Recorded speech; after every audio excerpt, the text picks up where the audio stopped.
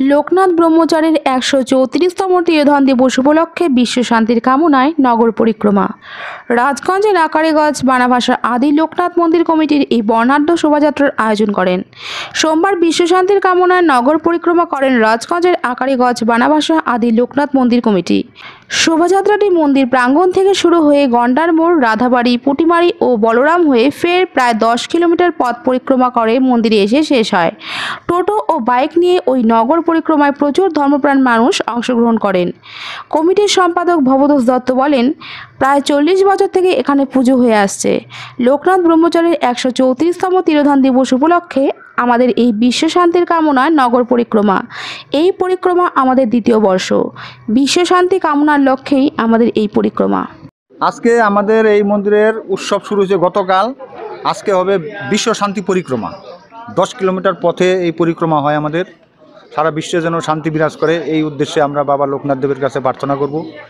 এবং আমাদের এই ১০ কিলোমিটার পথে আমাদের মন্দির ছেড়েও আরও ৫টা মন্দির আছে।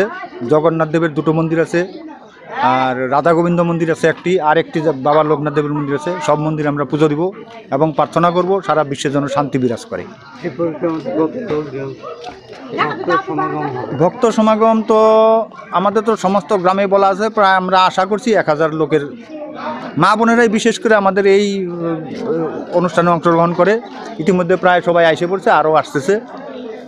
টোটো সমস্যা হচ্ছে, অনেকেই টোটো পাচ্ছে না রাস্তায়। মন্দির থেকে কোথায় কোথায় পরিক্রমা? ১০ কিলোমিটার পথ, মানে এখান থেকে যাব আমরা প্রথমে এই মা কালী মন্দির আছে সামনে আমাদের ডানে বানাভাষা গ্রামে, তারপরে একটা আছে লোকনাথ দেবের মন্দির আকারিগঞ্জে। ওখান থেকে বের হয়ে যাব আমরা গন্ডার মোড় থেকে রাধাবাড়ি বিএসএফ ক্যাম্প হয়ে পুঠিমারি জগন্নাথ দেবের মন্দির আছে 2টো, ওদিক দিয়ে গিয়ে বলরাম হয়ে আবার লক্ষ্মী জামাতার কাছে আছে আমাদের রাধা গোবিন্দ মন্দির।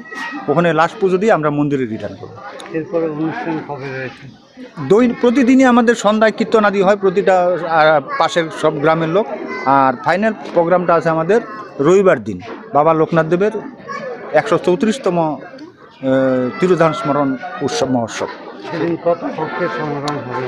সেদিন তো আগে পরে তো প্রায় ১০,০০০-এর আশপাশ আমাদের ভক্ত সমাগম হয়। এবারও একটু বেশি আশা করছি আমরা। কী কী অনুষ্ঠান থাকবে ওদিন? আমাদের বিশেষ করে আকর্ষণ হয়েছে বাউল গান এবং একটি সাধু মেলা বসে এবং বস্ত্র বিতরণী অনুষ্ঠান আছে, ওই দিনই করবো আমরা। এইভাবে সারাদিন বাবা লোকনাথ দেবের পূজা অর্চনা হবে, যজ্ঞ হবে, দিনটি এইভাবে অতিবাহিত। না